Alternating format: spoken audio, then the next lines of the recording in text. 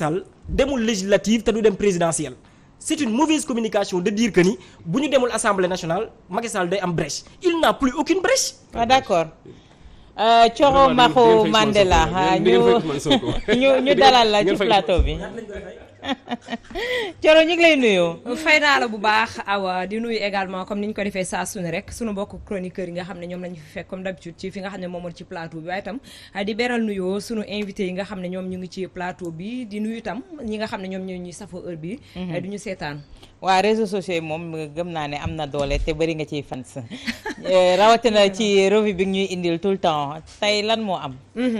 tey comme ni ngeen ko waxee rek am na ci ay sujets yoo xam ne daanaka Awa jot ngeen ko waxtaane ndax xam nga ñi nga xam ne ñoom ñooy internautes yi à chaque fois bu ñu nekkee ci fi nga xam ne moom moo di ci réseaux sociaux yi comme ni ñu koy tàmm di defee rek bépp information boo xam ne ñu ngi koy traité ci biti ñoom ci biir fi nga xam ne moom moo di internet bi dañu koy wéy di ko traité bokk na ci ni kii démb kii di Mimi Touré nekk dafa daal di nag yëkkati ginnaaw ab meeting bu mu doon amal dafa daal di yëkkati ay kàddu jëmee ci li nga xam ne ni moom moo di wàllum ngóor jigéen gi nga xam ne ñu bari ci opposition bi ñu ngi koy làngaleel ak ñi nga xam ne ñoom ñoo di waa Benno Bokk Yaakaar comme quoi ku leen voté rek ñoom ñi nga xam ne ñoom ñoo di ngóor jigéen yi nga daal di voté wala sax ñoom ngay may doole démb nag daal na ciy wax nee na moom daal li ko jaaxal moom mooy que ñoom dañu leen koy ji ñoom waa Benno Bokk Yaakaar alors que ñoom opposition bi ñu ci mel ni waa Yewwi Askan Wi ak Ousmane Sonko à chaque fois ñoom ñooy taxaw ci fi nga xam ne moom moo di ci seeni ay caravane ak yeneen di prôner comme quoi di wax waxi LGBT alors que ñoom ci seen bopp ñoom ñoo koy fësalaat ci ñi nga xam ne ñoom ñooy di xelu askan wi mais nag ñi nga xam ne ñoom ñoo di internautes yi kenn demul ñu des ndaxte baat ak tontu la daanaka ci réseaux sociaux yi mu mel ni kuy ñuy tontu ki nga xam ne moom moo di Mimi Touré parce que am na ci ñu ko wax ne ko depuis que sa leader bi nga xam ne moom mooy Macky Sall waxoon Obama ne ko Sénégal pareegul pour daal di def li nga xam ne ni wala sax bàyyi xel ci mbirum góor jigéen yi nee na est-ce que du loolu moo des ci xelu askan wi nga xam ne ni tey jii dañoo jàpp ne kon président Macky Sall tant que mi ngi fii xëy na Sénégal dina mës a pare ci wàllum góor jigéen ba mën koo fësal fii ci Sénégal ba tax na dem nañ tam ba mu gën a sori daal di laaj seeni ay xel mu am tontu ndax ñëw nañu daal ne rek jamono joojee fekk na Yaya Jammeh nekkoon Gambie te boobu dafa catégorique ci li nga xam ne ni moom mooy question bi ñu ko posé woon que wàllum góor jigéen du mës a am ca Gambie nee na ko bu fekkente ne jamono jooju sa leader defoon na noonu ba tey ji xel yi loolu du ci des bokk na tam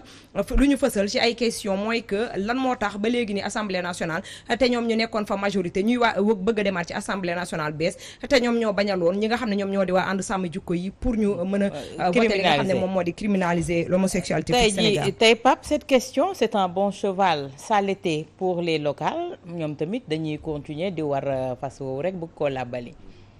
ah bon maam góor dana ma rectifier je crois que dañ naan on ne change pas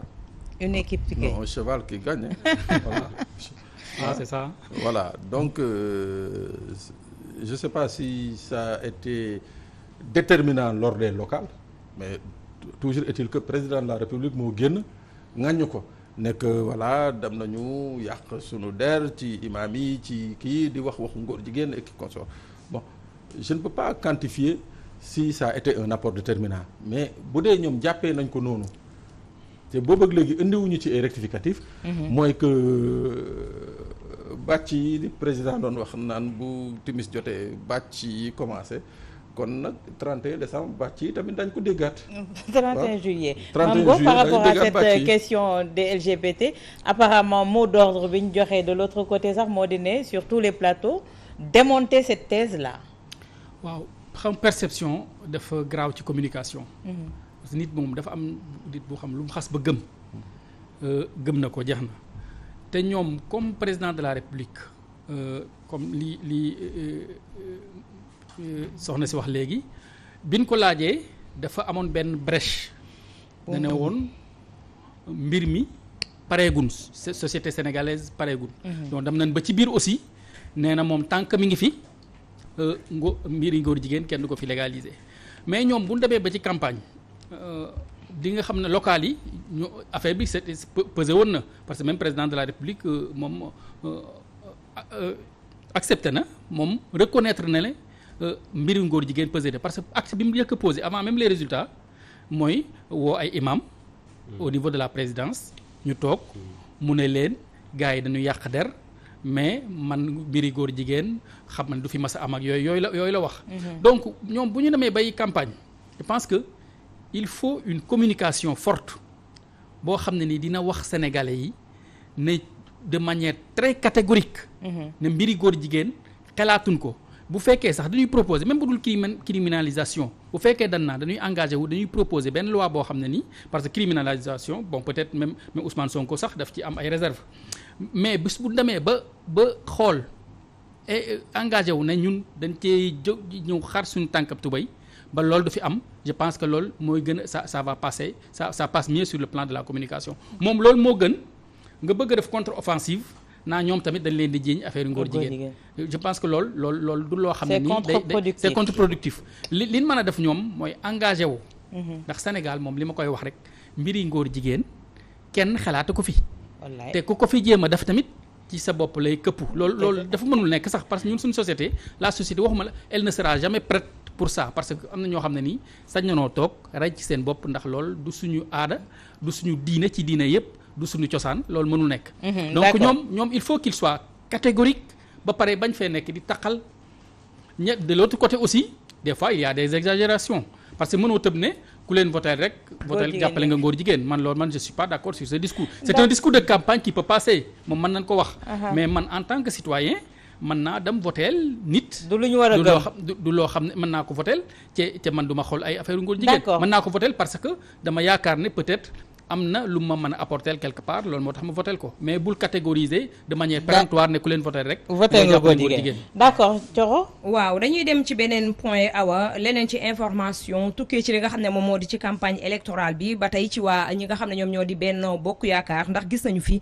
fan yi ay vidéo di circuler waaye nag li ci gën a intéressé ñi nga xam ne ñoom ñoo di internautes yi mooy dañoo jóge fii dem ba fële nga xam ne moom moo di ca Maroc ca Marrakech ci gis nañ fa benn vidéo boo xam ne mi ngi circuler ci ay xale yu góor yoo xam ne dañu leen a jox li nga xam ne moom moo di ay t-shirt Benno Bokk Yaakaar waaye itam ñu nekk ci benn salle ci benn meeting wu Benno Bokk Yaakaar foofee la ñu yëkkatee ay kàddu ñoom daal di filmer seen bopp affaire baa ngi daw ci fi nga xam ne moom moo di ci réseaux sociaux yi di wax ni fi nga xam ne foofu lañ ñëw tey jii ci meeting wu Benno Bokk Yaakaar 300 dirham yi nga xam ne moom la ñu fay am moom la ñu fa ut si ak li nga xam ne moom mooy t-shirt bi ñu leen jox mais gëmuñu seen ñëw foofee ba tax na dañuy daal di rek bàyyi ki nga xam ne moom mooy suñu réalisateur René Charles Fall mu dégtal ñu ko ndax ñu gën a am dëgër laay ci li nga xam ne moom la ñuy wax. Magi man sama 200 dirham yaa la soxla rek man sama la leen nax rek. Benno Bokk Yaakaar dañ leen nax rek. Sonko ñëw na waaw. Magi ñun 300 dirham lañu bëgg rek. 300 dirham rek. waaw moo tax ñu ñëw fii sol jaay suñu ngor. cuub suñu ngor.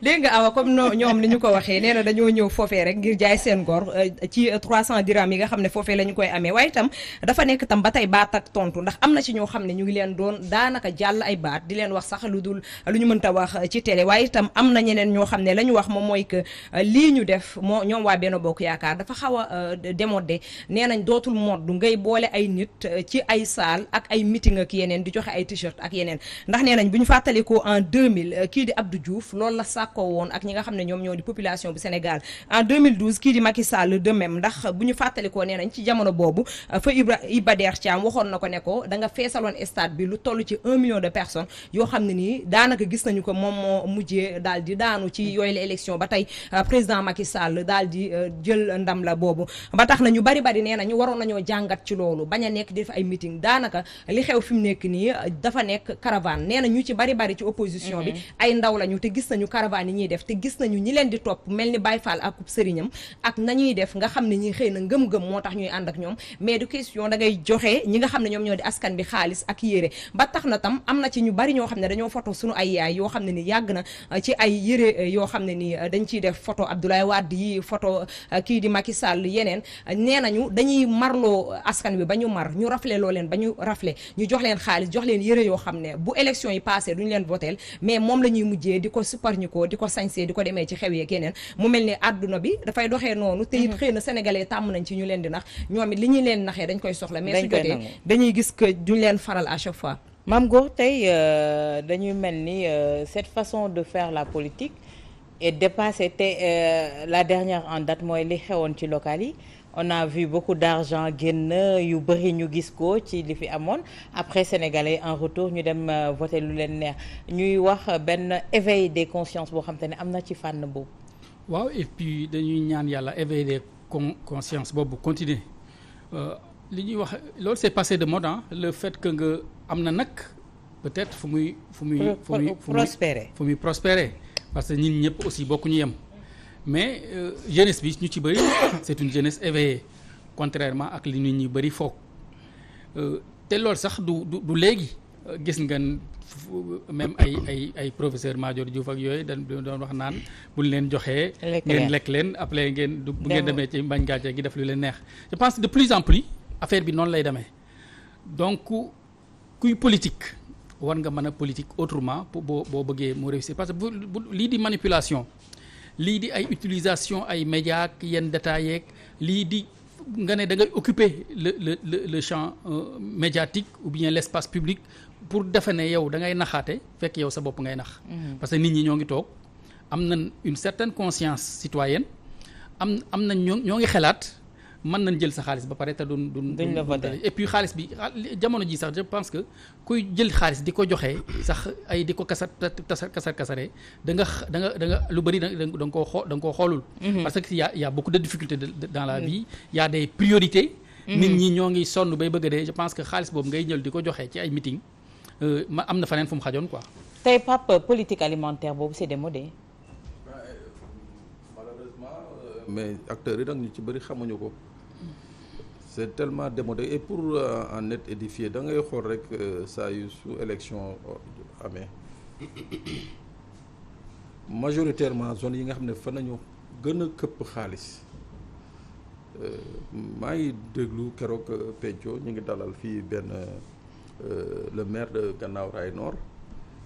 su ma waxee son concurrent de Benno bi muy expliquer non Guinaw Rails Nord non Kër Massar Nord monsieur Adama Sarr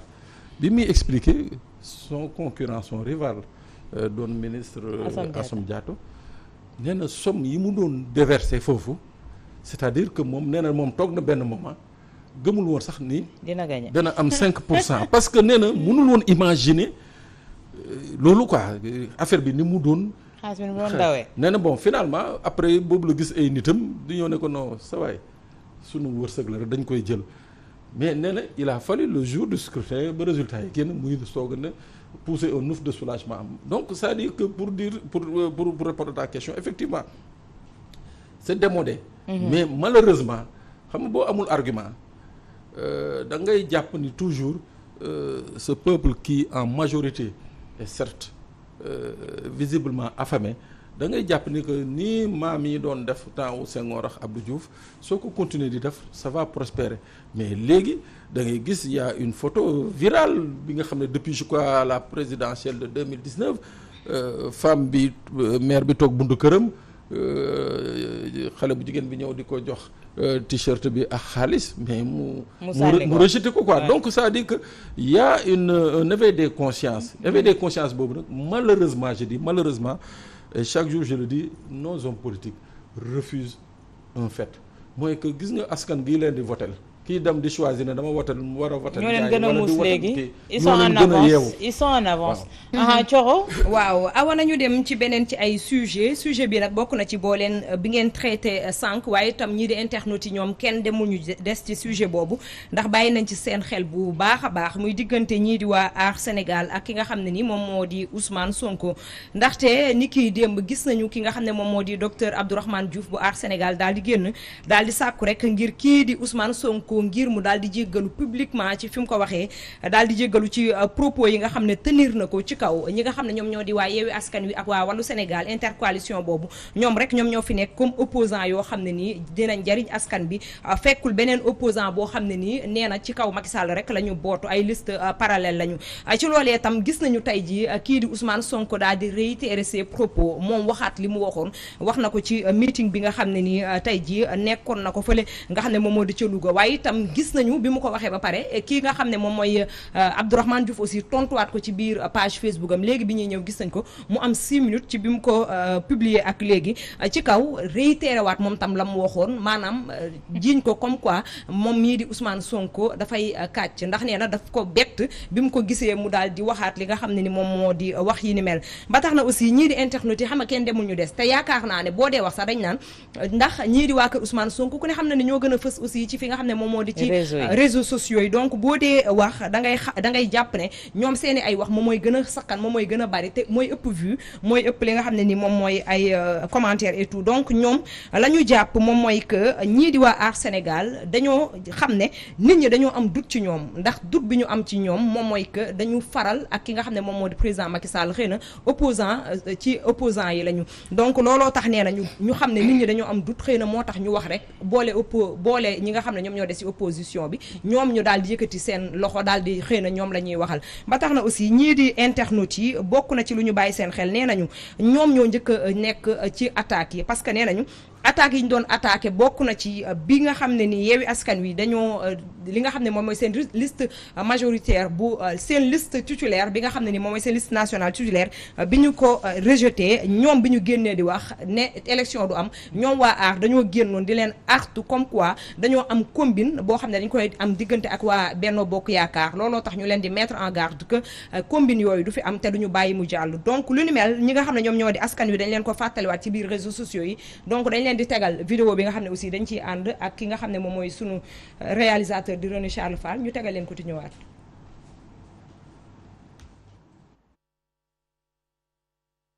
Conseil constitutionnel daf koy digil président de la République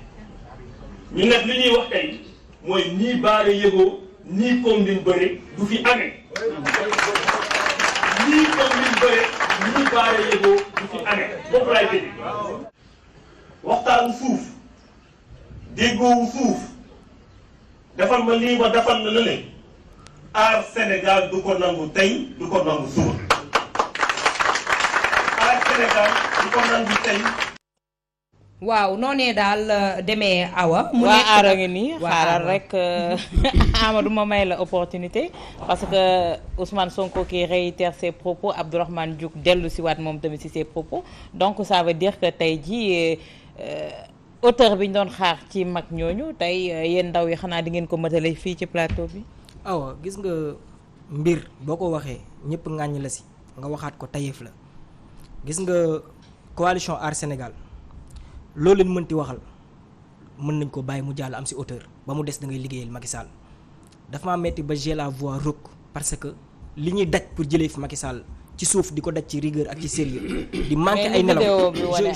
il faut que je continue parce que rapidement nag c'est très intéressant c'est très intéressant parce que ça touche à la dignité des personnes yoo xam depuis 2012 ñu ngi xeex contre Macky Sall gis nga le président Macky Sall jëlee ko fi mooy suñu objectif ñun waa Aar Sénégal. d'accord léegi li nga xamante ni moom la Ousmane Sonko di wax du dëgg tey du nekk dëgg suba. waaw li ngeen wax fii sànq nu mu tudd problème wolof moo posé wu. combine bëre ak baara yëgoo du fi am mais du fi am c'est le futur du fi am du am na fi ba pare dañ koy dénoncer il faut faire très attention di contextualiser. mais boobu da ngeen doon artu par rapport ak. mais heureusement que vous avez parlé de artu c'est une alerte boo ko teg confirmé Ousmane Sonko a confirmé qu'on est de connivence avec Macky Sall nous on alertait mais c'est une erreur et c'est un mensonge à dénoncer. d'accord rapidement Babacar. sur ce sujet là. bi si njëkk mooy lii day wane rek mata di gën a si ñoom parce que ñoom bi ñu taxawee di ñu accuser gratuitement sans preuve de combine bëre dañoo am hauteur ñu dépassé on n'a pas créé cette polémique ñoom lu ñu leen waxal et puis ils ont prêté le flanc à plusieurs niveaux. da ngeen di liggéey pour Macky Sall ngeen waxee dënn waxee roog génn di yuuxu ci télé waxuñu sax ak yéen ba léegi ñun tudd ñu seen tur ñu ngi rey seen bopp ñoom dañoo accuser gratuitement sans preuve ñu toog ñu dal c'est pour vous dire et je réitère gis nga ñii nii bu ñu bëggee askan wi. mais est-ce que lii ça doit prospérer rapidement Babacar est-ce que lii ça doit prospérer. j'ai dit bi liste Macky Sall jàllee en toute violation de toute la constitution ñëpp ko ŋàññi sauf ñoom. loolu tax déposer recours deuxièmement on parle de mensonge d'accord vous avez lu le communiqué deuxièmement gis nga yaa doon wax élégance deuxièmement gis nga ce truc de mensonge là ñuy wax nii nañ ko yemale ci plateau yi rek parce que xam naa ne bu dee yaradiku suñu la fekk baax. yéen a ñu ko gën a vraiment arrêté quoi. absolument d'accord yaradiku moom ñoo la gën a yaral téeméer ju ñëw. est-ce que tey dool nañ jamono joo xamante ne maa la gën a li sëñ Cheikh Tidiane Sy waxoon laa leen di répéter sur le plateau maa la gën a réew dafa xewi maa la gën a xamadi dafa xewi nekkatuñu ci air boobu waaw kañ coro ñu dem rapidement maam góor heure bi mi ngi ñuy xooj te Assane war na ñëw ëllëg du añ du reer waaye lu jar a sedd la voilà muy aar muy Ousmane Sonko je pense que war nañu mën a sedd ëllëg parce que ëllëg lu nekk mën naa xew. dëggantaan kenn xamul luy xew ëllëg. c'est plein d'incertitudes. on a dit jamais.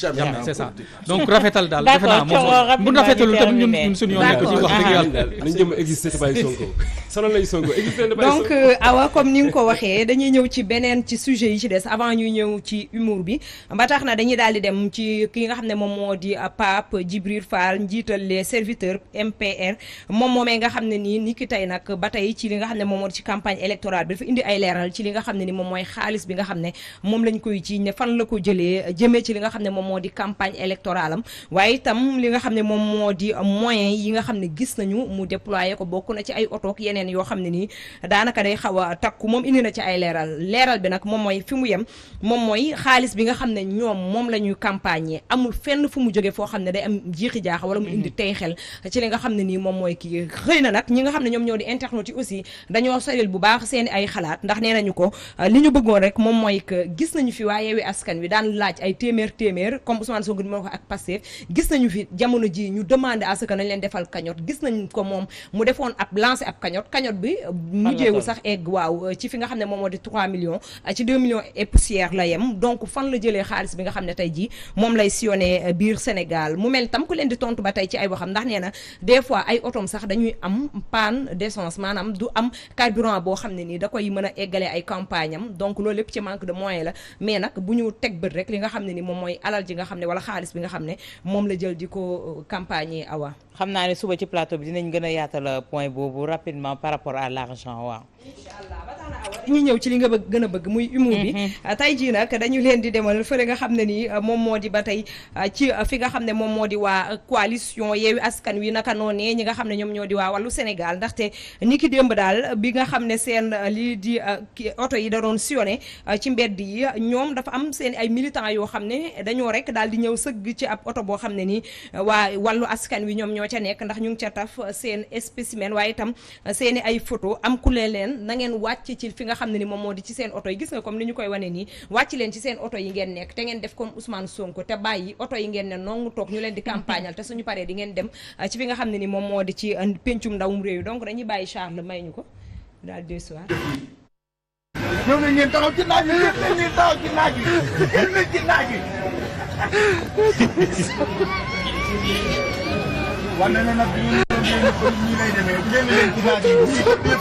ngeen di def yëfi nit ñëpp am ci lim bàyyi ko ñëw fii génn leen lii moo lay wax ne bu leen joxoon réew mi nii ngeen di def waaye leen seen li ngeen di def ngeen génn ngeen génn fii ci naaj bi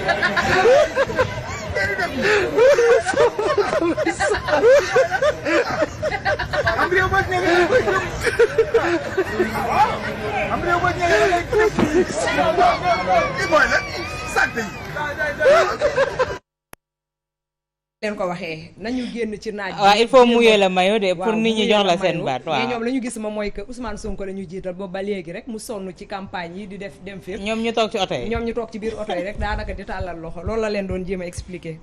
merci beaucoup Thioro Mahou Mandela rendez-vous demain inchallah. inchallah amati na solo te gis nañu ne internet yi lii la ñu gën a yàqamti ci li nga xamante ne moom moo di campagne bi am ci réseaux sociaux yi dañuy jël léegi Assane Gueye mu fekk si ñu ci plateau bi également ñu ñëw ak moom ci li nga xamante ne mooy dellu siwaat ci yi nga xamante ne moo di les faits marquants de l'Assemblée